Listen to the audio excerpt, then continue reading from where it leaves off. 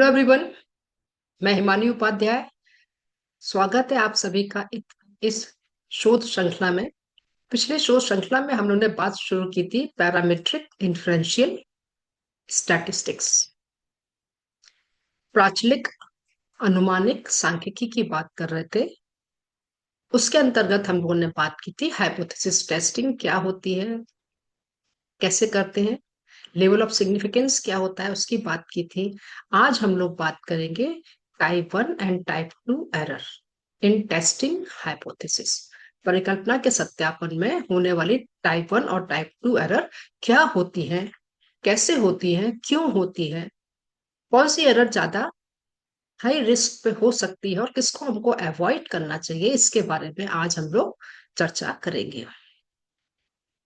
अगर आप लोग पूरा व्याख्यान ध्यान से सुनेंगे, जरूरत पड़ने पर नोट्स लेंगे, तो मुझे पूरी उम्मीद है कि आपको कंसेप्ट क्लियर होगा। पूरा वीडियो देखने के बाद लाइक और सब्सक्राइब जरूर करिएगा। आइए बिना देरी शुरू करते हैं। हम टाइप 1 टाइप 2 एरर क्या होती है। पिछले लेक्चर में हम लोग बात कर रहे थे लेवल ऑफ सिग्निफिकेंस की, है ना। तो यहाँ पर आप जो कुछ भी तय करते हैं अपनी परिकल्पनाओं की जांच करने हेतु, है ना, लेवल ऑफ सिग्निफिकेंस को आप तय करते हैं ना, उसी लेवल ऑफ सिग्निफिकेंस के आधार पर एक शोधकर्ता अपनी परिकल्पना को या तो वो रिजेक्ट करता है या रिजेक्ट नहीं करता है। ठीक है, ये बात समझ में आ रही है। तो यहाँ पर क्या हो रहा है, based on a test of significance the researcher will either reject or not reject the null hypothesis.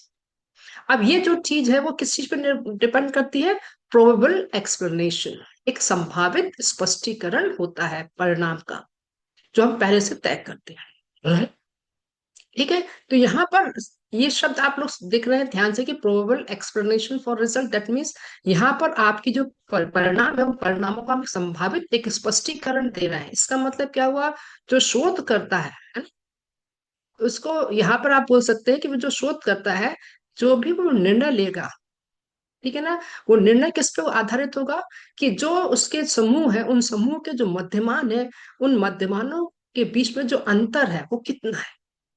क्या वो बहुत थोड़ा सा है या सफिशिएंट है या बहुत बड़ा है, अत्यधिक बड़ा है, जो कि चांस की संभावना को बिल्कुल खत्म कर दे रहा है। In other words, the researcher will make the decision that the difference between the means is or is not too large to attribute to chance.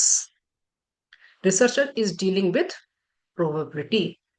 यहाँ पर शोधकर्ता किस चीज से डील कर रहा है, वो संभावना को लेकर आगे बढ़ रहा है, ना कि बिल्कुल 100% एक्यूरेसी के साथ, नॉट सर्टेनिटी कि वो चीज ऐसी ही होगी। उसके पास इसका अभी जवाब नहीं होता है। ठीक है, तो यहाँ पर क्या है, वो प्रोबेबिलिटी लेके चल रहा है, संभावना को लेके चल रहा है, उसके आधार पर ही वो परिकल्पनाओं को अस्वीकार करता है या अस्वीकार नहीं करता है। ठीक है, इतनी बात समझ में आ रही है।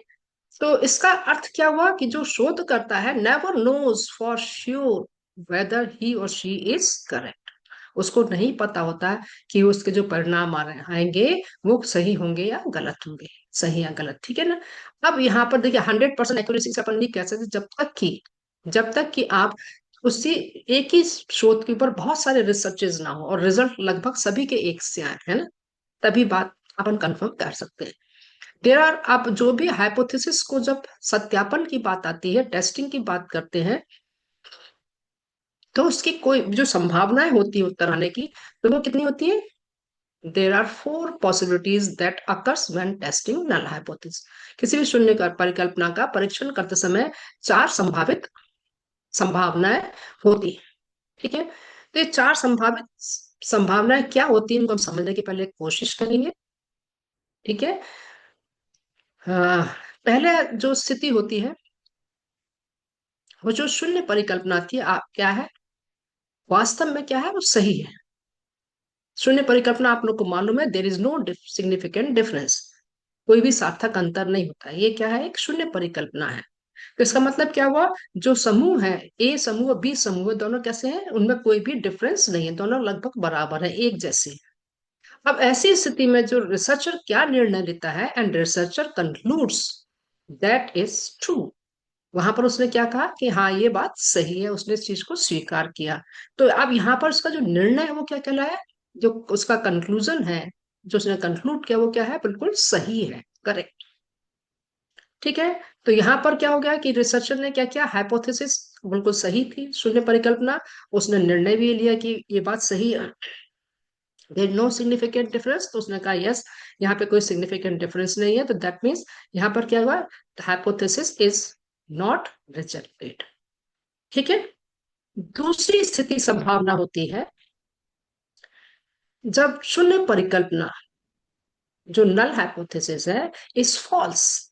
क्या है, हाइपोथेसिस क्या है, शून्य परिकल्पना क्या है, वो असत्य है। मतलब ए इज नॉट इक्वल टू, मतलब एक भी, एक बड़ा है एक छोटा है, बी। द रिसर्चर कंक्लूड, अब ऐसी स्थिति में शोधकर्ता क्या निर्णय लेता है, निष्कर्ष निकालता है, that is, it is false, जो शून्य परिकल्पना है वो क्या है, असत्य है। ठीक है। वास्तव में शून्य परिकल्पना असत्य थी, उनके बीच में कोई भी सार्थक अंतर नहीं था, ये चीज नहीं होकर सार्थक अंतर मिल रहा है। ठीक है। जब सार्थक अंतर मिल रहा है तो शून्य परिकल्पना क्या हो गई, असत्य हो गई। असत्य हो गई, यहाँ पे रिसर्चर ने भी इस बात को कंक्लूड किया कि हाँ वो जो शून्य परिकल्पना बनाई थी वो गलत है ना। तो there is no significant difference, तो यहाँ पर जो बोल रहा है कि hypothesis is rejected, null hypothesis is rejected, शून्य परिकल्पना क्या होती है, वो अमान्य होती है। इस स्थिति में भी शोधकर्ता ने जो निर्णय लिया वो कैसा निर्णय है, करेक्ट है। इतनी बात समझ में आई। जब शून्य परिकल्पना सत्य थी और उसने उस चीज को एक्सेप्ट किया, भी करेक्ट डिसीजन था उसका। परंतु जब शून्य का परिकल्पना उसकी सत्य थी, उसने उसको कंक्लूड भी किया कि हाँ सत्य है, और उसने उसको रिजेक्ट कर दिया, तो ऐसी स्थिति में क्या हुआ, करेक्ट निर्णय। अब तीसरी संभावना होती है, the null hypothesis is true. ठीक है। There is no significant difference, वहां पे कोई भी आपको सिग्निफिकेंट डिफरेंस नहीं मिल रहा समूहों के बीच में। और यहां पर रिसर्चर क्या कंक्लूड कर रहा है, दैट इट इज फॉल्स, शून्य परिकल्पना को वो क्या कर रहा है यहाँ पर, असत्य साबित कर रहा है। तो ये क्या हुआ, ओ ऐसे रॉन्ग डिसीजन। हाइपोथेसिस क्या है, ट्रू है, मतलब there is no significant difference, सार्थक अंतर आपको नहीं मिला समूहों के बीच में, परंतु वो कह रहा है कि नहीं सार्थक अंतर है। तो ऐसी स्थिति में क्या हो रहा है, यहाँ पर उसके द्वारा एक गलत निर्णय लिया गया। यहाँ बात समझ में आ रही है कि जब शोधकर्ता ने क्या किया, नल हाइपोथेसिस शून्य परिकल्पना क्या थी, सत्य थी, है ना, परंतु there is no significant difference, दोनों समूह के बीच में कोई भी सार्थक अंतर उसको नहीं मिला। परंतु अब यहाँ पर रिसर्चर जो है वो क्या कंक्लूड कर रहा है, कंक्लूड कर रहा है कि नहीं, यहाँ पर सार्थक अंतर है, ये कंक्लूड किया, तो ये क्या हुआ, ये एक रॉन्ग डिसीजन है, एक गलत निर्णय है। ठीक है। गलत निर्णय है, तो ऐसी स्थिति में क्या होगा, पर रिसर्चर ने क्या किया, reject a null hypothesis that is really true, जब वास्तविक अंतर था, परंतु उसने क्या किया, अपने परिकल्पना को reject कर दिया। ठीक है। रिजेक्ट कर दिया यहाँ पर, तो यहाँ पर नंबर 3 वाला पॉइंट था। तो ऐसी स्थिति में शोधकर्ता किस प्रकार की त्रुटि करता है, the researcher make one error. तो टाइप 1 एरर कब हो रही है, टाइप 1 एरर तब हो रही है जब वास्तव में जो परिकल्पना थी वो क्या थी, सही थी, परंतु जो शोध करता था उसने क्या किया, अपनी परिकल्पना को कर दिया, उसने कहा कि नहीं सार्थक अंतर नहीं है, तो टाइप 1 एरर हुई। संभावना होती है नल हाइपोथेसिस इज फॉल्स, कैसी है वो, उसमें there is no significant difference, परंतु उसमें सिग्निफिकेंट डिफरेंस मिल रहा है, सार्थक अंतर उसमें दिख रहा है। एंड रिसर्चर कंक्लूड्स, क्या कंक्लूड कर रहा है, दैट इट इज ट्रू, वो उसको मान के चल रहा है कि इसमें कोई भी सार्थक अंतर नहीं है। क्या, दैट मीन्स रॉन्ग डिसीजन, एक गलत निर्णय है ये। समझ में आ रही बात। जब हाइपोथेसिस फॉल्स है, there no significant difference, false मतलब असत्य है, तो दैट मीन्स वहां पे सिग्निफिकेंट डिफरेंस मिल रहा है। तो रिसर्चर ने कंक्लूड किया, यहाँ पर क्या कंक्लूड कर रहा है कि जो नल हाइपोथेसिस है, शून्य परिकल्पना है, वो सही है, उसके बीच में कोई भी सार्थक अंतर नहीं। ये भी एक कैसा निर्णय है, एक गलत निर्णय है। जब ऐसी स्थिति में, जब असत्य परिकल्पना, शून्य परिकल्पना को रिसर्चर क्या करता है, टू रिजेक्ट, उसको रिजेक्ट ना करके क्या कर रहा है वो, नॉट रिजेक्ट कर रहा है, fails to reject a null hypothesis that is really false, जो वास्तव में क्या है, असत्य है। नंबर 4 वाला संभावना, संभावना की बात करते हैं, जो प्रोबेबिलिटी है। ऐसी स्थिति में जो शोध करता है किस प्रकार की एरर करता है, ऐसी स्थिति में शोध करता टाइप 2 एरर को कमिट करता है। ठीक है, तो टाइप टू एरर कब हो रही है? जब शून्य परिकल्पना क्या थी? शून्य शून्य परिकल्पना फेल्स टू रिजेक्ट रिसर्च कर रहा है, क्योंकि जब रियली वो असत्य थे, पर वो उसको असत्य नहीं मान रहा है। ठीक है, वो मान रहा है कि नहीं, वहां पे सिग्निफिकेंट डिफरेंस वहां पर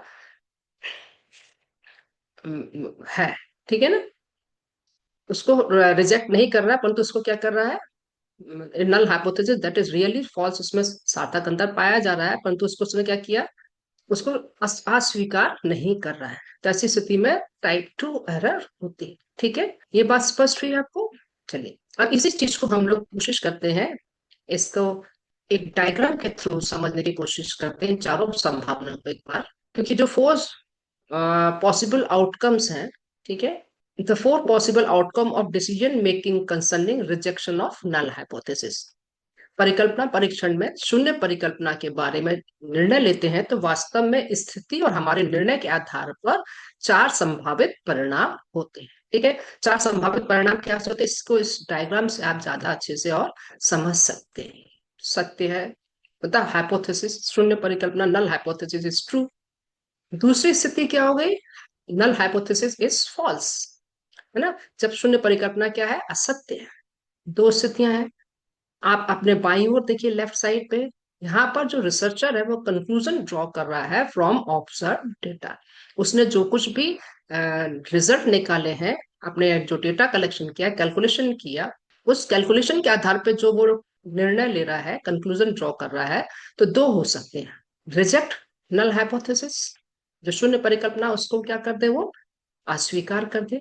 दूसरी स्थिति हो सकती है do not reject null hypothesis, that mean जो शून्य परिकल्पना है उसको अस्वीकार नहीं करे। ठीक है, अब इनका पर इंटरसेक्शन में देखें आप, जब इसका अंतःक्रिया कराते हैं, शून्य परिकल्पना क्या है, सत्य थी, और there is no significant difference आपने देखा। और उसने क्या किया, जो रिसर्चर था, उसने क्या किया, उसने उस परिकल्पना को रिजेक्ट कर दिया। ठीक है, there is no significant difference, तो उसने उसको अस्वीकार कर दिया। तो ऐसी स्थिति में शून्य पर जब कोई अंतर नहीं था, परंतु उसने कहा नहीं, यहाँ पे अंतर दिखाई पड़ रहा था, ऐसी स्थिति में वो क्या कमिट कर रहा है, टाइप वन एरर का कमिट कर रहा है। टाइप वन एरर होती है, इसको हम कैसे शो करते हैं, अल्फा के द्वारा। ठीक है, दिखाई पड़ रहा है, हाँ, अल्फा। ये क्या कंडीशन होती है, reject are true null hypothesis. वास्तव में जब शोध करता है एक सत्य शून्य परिकल्पना को रिजेक्ट कर देता है, तो ऐसी स्थिति में वो टाइप वन एरर को कमिट करता है, जिसको हम अल्फा कहते हैं। ठीक है, और वास्तव में देखा जाए, जो उसने निर्णय लिया, वो निर्णय कैसा है, फॉल्स पॉजिटिव कंक्लूजन। कैसा निर्णय है वो, एक असत्य धनात्मक निष्कर्ष। इतनी बात समझ में आ रही है? ठीक है, तो टाइप वन एरर कमिट की उसने। अब देखिए दूसरा क्या होता है, रिजेक्ट नल हाइपोथेसिस, परंतु वास्तव में नल हाइपोथेसिस इज फॉल्स।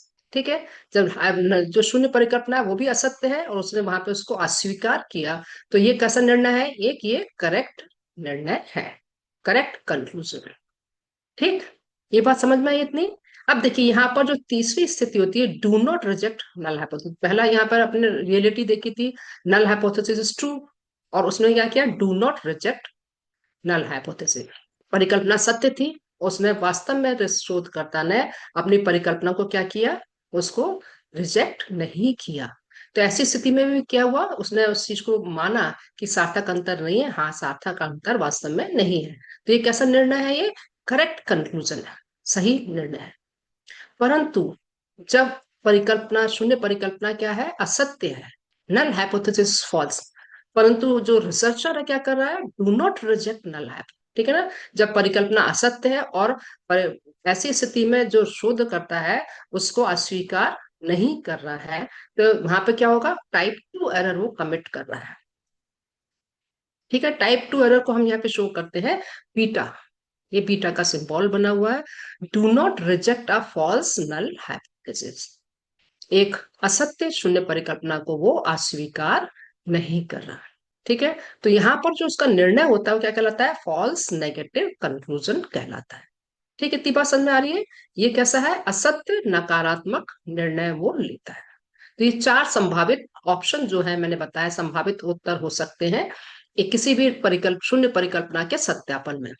तो जो रिसर्चर है जिस तरह का वो अपना निर्णय ले रहा है, जिस निर्णय के आधार पे वो परिकल्पना को रिजेक्ट कर रहा है और डू नॉट रिजेक्ट कर रहा है, उसी पे निर्भर करता है कि वो टाइप 1 एरर कमिट करेगा या टाइप 2 एरर कमिट करेगा। ठीक है, इसी चीज को आगे हम और अच्छे से समझने की कोशिश करते हैं। अब देखिए, when a researcher make a decision to reject or not reject the null hypothesis, है ना, शोधकर्ता इस बात का निर्णय ले रहा है कि परिकल्पना को वो सही सत्यापित करे या ना उसको अस्वीकार करे या अस्वीकार ना करे। he or she does so with a given probability of being correct। ठीक है, अब यहाँ पर ये बात आपको ध्यान रखना पड़ेगा कि हमेशा जो भी आप परिकल्पना को अस्वीकार कर रहे हैं या अस्वीकार नहीं कर रहे हैं, किसके ऊपर निर्भर करता है, जो आपने अपनी प्रोबेबिलिटी ली हुई है ना, संभावना का स्तर आपने तय किया है और बीइंग करेक्ट वो कितना सही है या गलत है। ठीक, इतनी बात सच में समझ में आ रही है। तो यहाँ पर जो संभावना है, इस प्रोबेबिलिटी, है ना, इस प्रोबेबिलिटी को हम समझने की कोशिश करते हैं। This probability is referred to as the significance level. ये पिछले लेक्चर में हम लोग बात कर रहे थे, संभावना क्या करा रही है, ये सार्थकता का स्तर है, या हम इसको संभावना का स्तर भी कह सकते हैं। Of the test of significance, जब आप इसके सार्थकता के स्तर को जांच कर रहे हैं उस समय। अब ऐसी स्थिति में जो शोधकर्ता होता है वो क्या दिखता है कि ना, जो भी समूह है उन समूहों के मीन के बीच में अंतर है वो कितना है, कितना अधिक है, कितना बड़ा है। ठीक है ना, तो इसलिए सामान्यतः जितने भी रिसर्चर्स होते हैं, रिसर्च होती है, यूज प्रोबेबिलिटी लेवल यूज करते हैं अल्फा 0.05, 0.05 लेवल।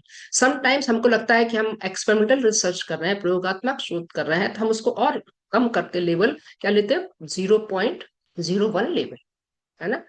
अब इस चीज को आप कैसे, हम आपने जो आपके पास परिणाम आ रहे हैं, उन परिणामों को आप कैसे, किस लेवल पे आप सिग्निफिकेंट ले सकते हैं, किस स्थिति में शून्य परिकल्पना को आप अस्वीकार करेंगे और अस्वीकार नहीं करेंगे। तो एक उदाहरण लेते हैं, इसमें मैंने यहाँ पर 6 रिजल्ट लिए हुए, एक एक्सपेरिमेंटल रिसर्च के 2 समूहों के बीच में। ठीक है, कितने रिजल्ट लिए हुए, 6 रिजल्ट लिए हुए, परिणाम 6 परिणाम लिए हुए हैं। यहाँ पर ग्रुप ए का मीन लिया हुआ है, ग्रुप बी का मीन लिया हुआ है। ठीक है, अब यहाँ पे पहले वाले का देखें आप, नंबर 1 जो रिजल्ट है, परिणाम पहला वाला, उसमें ग्रुप ए का मीन है कितना, 70। ग्रुप मीन बी का जो मीन आ रहा है 70.4 आ रहा है। इन दोनों के बीच में अंतर कितना है, हाँ बिल्कुल सही, 0.4 का डिफरेंस है। 0.4 के डिफरेंस के आधार पे हम किसी भी सार्थक स्तर को जांचना संभव नहीं है ना, बहुत कम अंतर है ना, तो वहां पे सिग्निफिकेंट डिफरेंस आपको मिलने की संभावना नहीं होगी। तो there is no significant difference यहाँ पे प्रूव हो रहा है। परंतु दूसरी स्थिति में आप देखिए, यहाँ पे जो चौथे नंबर का परिणाम है, यहाँ पे क्या आ रहा है, ये 70.4 ग्रुप ए का मीन, और ग्रुप बी का मीन कितना है, 75.0। इन दोनों के बीच में जो डिफरेंस है वो कितने का है, 5 का डिफरेंस है। तो ये हम कह सकते हैं जो 5 का डिफरेंस है वो जो अल्फा है 0.05 लेवल सफिशियंट है, उस लेवल पे हम आसानी से 5 डिफरेंस पे वो सही हो सकता है। ठीक है, वहीं अगर हम छठे नंबर का आप देखिए, 6 पॉइंट का जो ग्रुप है, इसका ग्रुप ए का मीन है 70 और ग्रुप बी का कितना आ रहा है, 90। दोनों के बीच में डिफरेंस कितने का आ रहा है, 20 का डिफरेंस है, 20 का अंतर है। तो ये बहुत हाई लेवल पे है, दैट मीन्स मतलब डिफरेंस जो है मच। तो यहाँ पर बाई चांस होने की गलती जो है, कि जो अंतर दिखाई दे रहा है वो बाई चांस है, उसकी संभावना बहुत कम हो जाती है। जबकि इसके बिल्कुल विपरीत आप देखिए, पहले वाला जो रिजल्ट था उसमें बाई चांस जो डिफरेंस दिखाई पड़ रहा है 0.4 का, या दूसरे वाले में 0.1 का दिखाई दे रहा है, 70 और 71 है, तो कितना डिफरेंस है, 1 का डिफरेंस है। तो ये यहाँ पर बाई चांस होने की संभावना है। परंतु जब आप 5th और 6th में आप देखिए 80 और 90 है, तो यहाँ पर संभावना उतना ही धीरे धीरे कम हो जाए, बाई चांस डिफरेंस होने की संभावना आपकी कम हो गई। ये बात समझ में आ रही है। तो हम जितना ज्यादा अपना जो लेवल है, लेवल ऑफ सिग्निफिकेंट अल्फा है, उसको जितना ज्यादा डिक्रीज करेंगे, उतने ज्यादा हमको डिफरेंस की आवश्यकता होगी। ठीक, इतनी बात समझ में आ रही है, अंतर उतना ही बड़ा होना चाहिए। अब इस बात को हम लोग एक एग्जांपल से लेके और समझने की कोशिश करते हैं। तो इस बात को आप ध्यान रखेंगे, if you select alpha to be very small, छोटा लेते हैं, definitely decreases your chance of committing type 1 error, है ना। जितना आप छोटा ले रहे हैं, दैट मीन्स आप 0.05 से 0.01 और उससे भी नीचे आप करते चले जा रहे हैं 0.001, तो जो टाइप 1 एरर है उसके होने की संभावना आप बहुत कम कर देते हैं। ठीक, ये बात समझ में आ रही है? चलिए, अब इसी चीज को देखते हैं आगे। यहाँ पर समझने की कोशिश करें, the choice of probability level, that means alpha, is made prior to execution. इतनी बात समझ में आ गई आप लोग को कि हमारा जो हम संभावना का स्तर जो है, उसका चांस जो है वो किस पर निर्भर करता है, हमने अल्फा कितना लिया है। हमने 0.05 लिया है, 0.01 लिया है, या 0.1 लिया हुआ है। तो researcher consider the relative seriousness of committing a type 1 versus type 2 error. यहाँ पर आप जो भी लेबल ले रहे हैं, अल्फा लेवल जो भी ले रहे हैं, संभावना का स्तर जो भी तय कर रहे हैं, वो ही यहाँ पर डिसाइड करता है ना, कि आप टाइप 1 टू एरर करेंगे या टाइप 2 एरर करेंगे, है ना। और उसी के अकॉर्डिंगली जो रिसर्चर है वो अल्फा को सिलेक्ट कर सकता है। ठीक, इतनी बात समझ में आ रही है?